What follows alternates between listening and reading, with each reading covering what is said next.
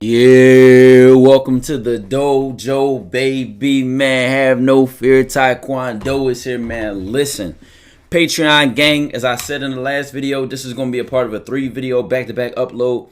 All of these will be accessible for free. If you're seeing these videos, it's because I made them available. If you see this outfit in your plug channel, you can post it on YouTube. You can post clips on TikTok. I don't care. That's not true for all Patreon videos, so be careful. When I say it, I will say it and let it be known. This video will be focused on breakups and having standards. Let me read exactly what I wrote, because this was inspired from a Patreon member, and multiple Patreon members have been bringing it to my attention that after a breakup, there's this space where they have lost themselves as a man. They don't know. They feel like shit. That relationship, maybe they want to go back to it and get comfortable again. Maybe they're lost. And this is what I wrote in my notes: getting over a breakup plus developing standards. And I've seen this multiple times in my life. As early as my freshman year in high school, my homie was with a girl for, I think, it was like 6 months. But he's a kid, so he probably felt it deeper. Was with that pause, no diddy on that. He probably felt it. That sounds crazy, but he felt that breakup much more an emotional level, and he was like ready to go back to her constantly. Couldn't get away from her. She could do whatever she wanted to talk and go in and out of his life. She could disrespect him in any way and be right back in his life. She could do any wrong. I think this girl even got pregnant at one point, and he still was willing to be back with her, pregnant by another man, I should say, and put out there. This was years ago. Point being, I know what prevents that, I know what stops that, and I know what will save you. Let's talk about it. Now, for each individual, I don't want to be arrogant to say I know what will save you, as in a one-size-fits-all, or this shoe will fit you, and you. It's based on what you do. It's not about what happens. It's based on what you do with the information you're about to be given. What matters most? Okay, you've broken up with this girl. You need to get over her. That's not what you want to do. Your goal is not to get over, under, or none of that. You're trying to get through it. And now you're not trying. See, number one is time. You're not going to break a bond that was 3 years old in 3 days. It just doesn't work like that. So you literally need time to your body to feel through that. Wow, life is different now. You might have been with her 5 days a week, 7 days a week. Your attachment might have been different. So your physical body, the habits it's used to, the routine it got used to, the expectation that it has. Oh, I think she's about to text me good morning because this is when she usually does. Or good night. Maybe we used to fall asleep on the phone. Maybe we used to go out every Friday. Maybe this was our TV show we watched together. You have all these patterns and routine that you're used to, that your entire way of living has to now be stripped from. This is called chaos. Now, I'm going to keep emphasizing these concepts of chaos and order, the yin and yang of life. One is not more essential than the other. They make space for each other. If you know the yin and yang symbol, right? It's like a black and white. It's only two colors. And you only can see the black because of the white. And you only can see the white because of the black. The chaos and order, they go hand in hand in creating change. They go hand in hand in balance of life, right? Here's the yin and yang symbol. The reason I say this is because now that you broke up with this woman, maybe you had order. You know what the crazy part is? Your order might have been built on literal chaos. Your order might have been stress. That creates a routine. You expected that y'all were going to argue all the time. You got used to that. A routine is a routine no matter what. Your routine could literally be crying every day after you and your girlfriend or your girl watching this, you and your boyfriend argued every day. So it's just the fact that your body and your way of living has gotten used to a way of living. So it doesn't matter if that routine was helpful and peaceful and they brought this to you. They could have literally put you through a roller coaster of emotions, broke your heart, and broke you down. And that's your routine. It doesn't matter what the routine is. It's just that your body can expect things. As humans, we like shit that's predictable because it creates a sense of security and safety. So because we like that sense of security and safety and things that create a pattern for us, we don't care where that pattern comes from. It could literally be getting stabbed in the arm. And that hurts so bad, but hey, it's predictable. It's manageable that way. Chaos drives us up the wall. So that's what I only explain all that to realize what you're dealing with and where you're coming from. Now, to go from that space of getting through a breakup, give yourself time. Realize what your body is experiencing, what your mind is experiencing is completely normal. It comes with the territory of getting out of that breakup. Give yourself space to feel those things. That doesn't mean you have to do anything. And you can remind yourself, do you want to recreate that pattern? Is that the best thing for you, honestly? Now you're going to have to move from a space to where that's what you were used to, and now you're moving to a space of creating what you want. You're changing. So you have to ask yourself tough questions. Tough questions such as, do you want to repeat that again? Do you want another year of your life to be the same as that? Are you willing to pay what it cost you to be in that relationship? If so, go back with them. Go back unhappy. Go back miserable. Go back to that pattern. For the other people that are ready to move forward and grow and ready to say change is better for me, no matter how scary it is, continue watching the video. Thank you for being here, and I appreciate you. Next thing being, once you got to a space you're not in delusional land, because some people keep going back into feeling that pain because they need to constantly learn that lesson until they bump their head so hard it cracks their whole eggshell open. Sometimes you need to literally run into that brick wall and crash out. So to those who are not ready or who are not done crashing out, good luck. Who are not done suffering, good luck. To those who are done suffering, they said enough is enough. Let's move forward. You have to literally get tired of your current experience to embrace space for a new one. You have to kill it, get rid of it, cut it off completely and sever ties with it because you realize it's necessary. It no longer will sustain you and it will not help you in the long run. That's something you have to personally realize. I cannot make you. Reflect, go in the mirror, talk about it, discuss it, write about it, and say, yeah, no, I'm ready to separate from my security. And I'm ready to separate from my past experience. I'm ready to separate. You have to tell yourself these things. You have to write these out. You have to know, literally, when I'm creating change, I get descriptive. I literally went back over my last 2-3 years, month by month, and said, how was each month? How did I live it through? I slowed it down. I literally created hours of space in my night or day, whenever I had to do it.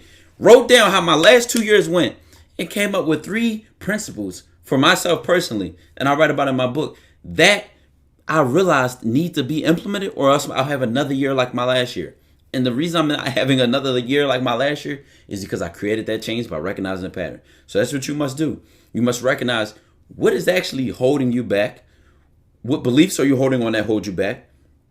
What is leeching your energy? What's bleeding your energy? What thoughts, what people, what places are literally bleeding and almost got a wound of your energy cut open and just letting it flow out like almost if a shark bit your side and you're just constantly bleeding. Realize these things. Pay attention. Write them down. Get descriptive. Put a name to a face so that they become obvious. Bring what's in the dark to the light. Ask these questions. Go through it. Give yourself space and time to genuinely answer and answer to the best answer you have at that time. Don't be afraid of what the answer is. It might literally be your mom, your dad, your cousin, your brother, your twin sister. I don't give a fuck who it is. You might literally say, like, this is what's holding me back. Here's the key. We are not supposed to blame these people. And why do I say supposed to? What we're supposed to do is take accountability for the part we play in our suffering. Then we now create a space where we can play a part in our peace. We can play a part in our elevation, play a part in our evolution, play a part in our joy.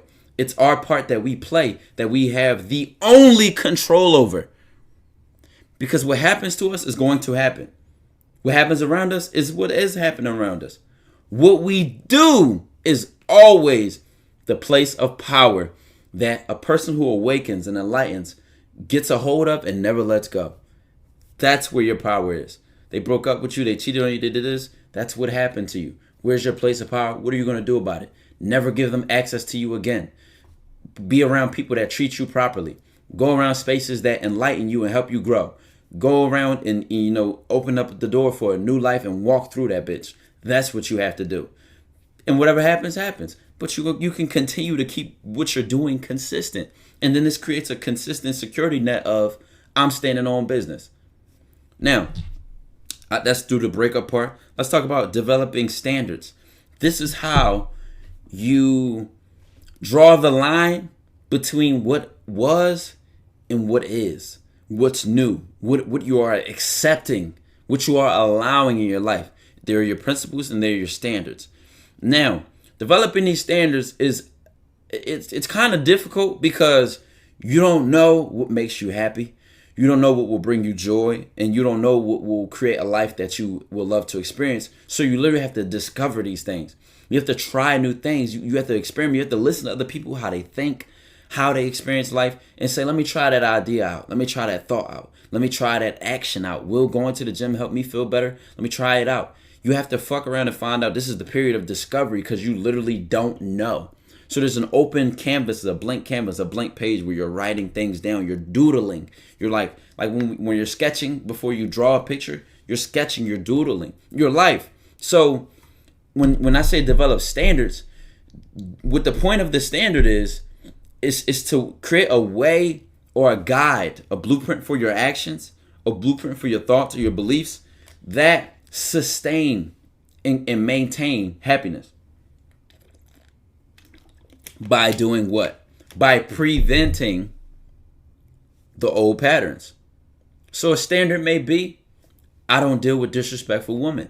Why? Because let's say your ex disrespected you, or they showed that pattern of behavior that created that past experience.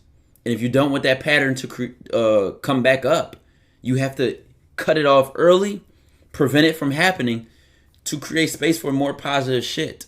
So once your standards can literally be based off never again. That could be the tone of all your standards. Never again. Because I'll never let somebody play with me like that ever again, I won't. My standard number one, I don't tolerate disrespect. I don't tolerate being yelled at. Because that's how my parents used to do to me, my ex used to do to me, and my boss used to do to me. So your standards, look at your standards as a prevention, not the cure. Again, the cure is cutting off and replacing, right? That's not the cure. The cure, you literally have to cut the things off and replace them with new things, new situations, new people, new life. The prevention, so that you don't get sick again and need another cure, is the standards. I hope this is making sense. So, and I can't really give y'all standards because I don't know how you've experienced life in a way that you said enough is enough. I don't want to deal with that anymore. It depends what it is. You might have gotten into a car accident that makes you say, I'm never driving without a seatbelt again. I'm never driving under the influence again. But the thing is, if you don't hold that standard, if you don't connect and show how serious you are about that standard through your behavior, through your actions, and again, we talked about this in the last video, the non-physical to the physical. What is non-physical? Thoughts, ideas, emotions, feelings, beliefs. You can't hug these things and grab them unless you write them on a piece of paper, but you can't hug these things. You just feel them. You just know that they're almost like oxygen, right? So they're non-physical.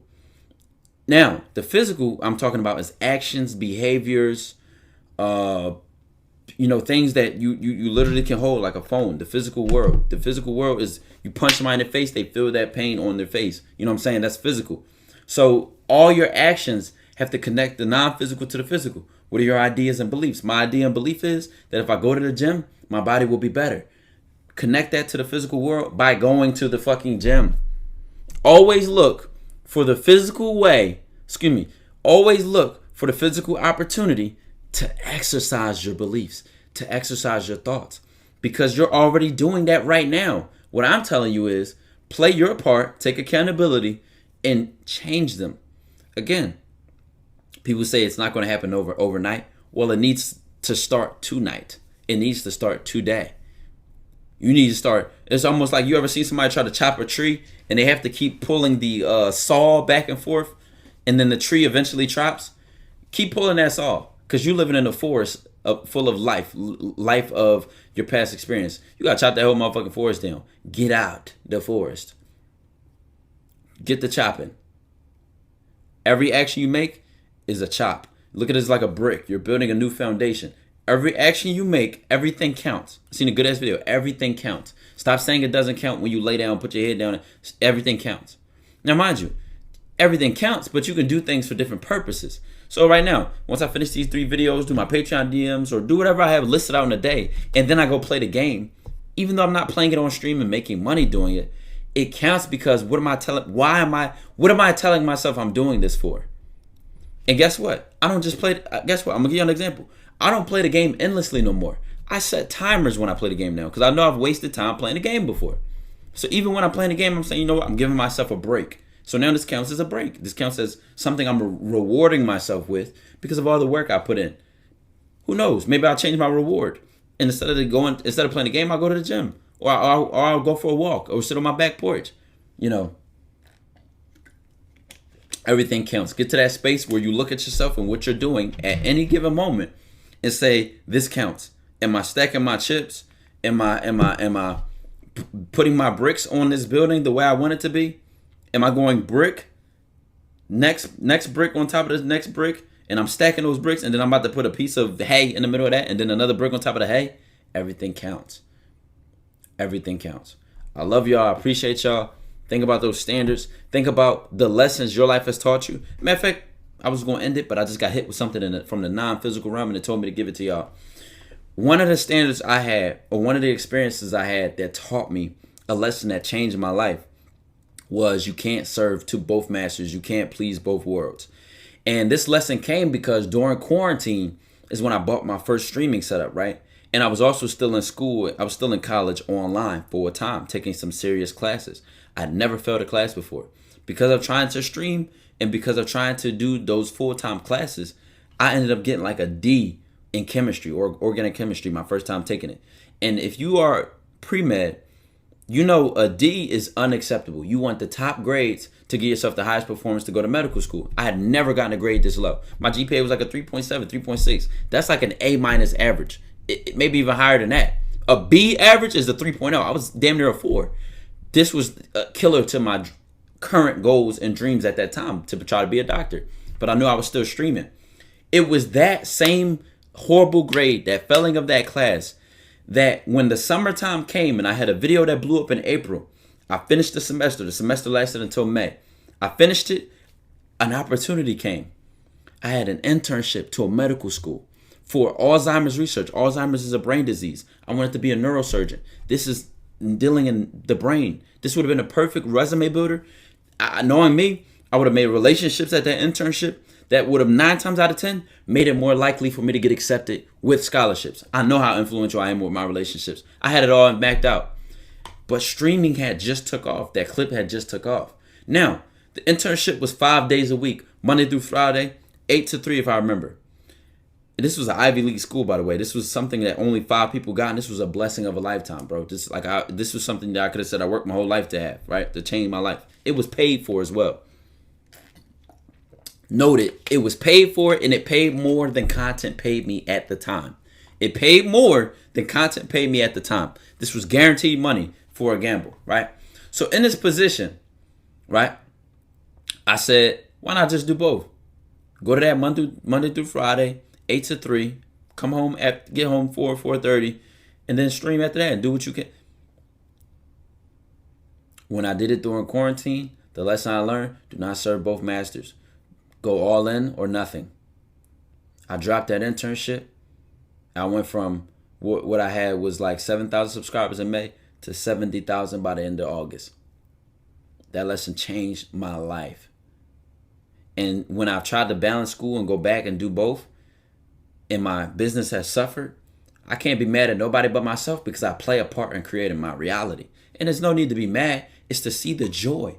I'm at peace with realizing I am in control of my decisions and I suffer or succeed based on those decisions. I love that power because if I made the problem, I can change the problem and I can change my reality. I feel that peace. I have joy from that.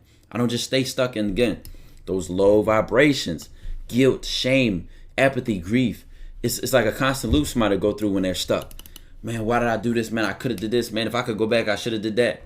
You can't. It's gone. It's gone. It's done. Now what? Make your next move your best move. Love life. Love yourself. Take what you learned and show that you learned it through your physical interactions with the world. I love y'all. Dojo to the moon to Saturn. We leaving the solar system. Limits don't even know we exist. Yeah, D.